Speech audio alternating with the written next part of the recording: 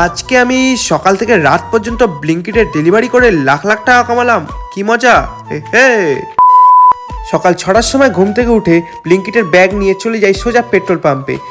গাড়ির পুরো পেট ভর্তি করে তেল খাইয়ে দিই।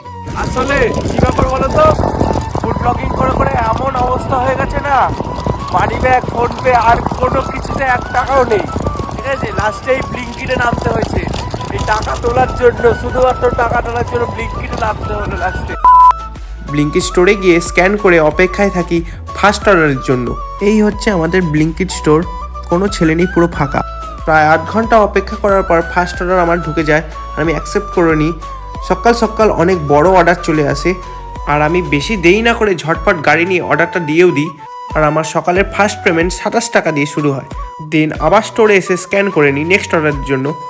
এইভাবে একের পর এক কাস্টমারের অর্ডার চলেই আসে আর আমি ডেলিভারি দিতে থাকি।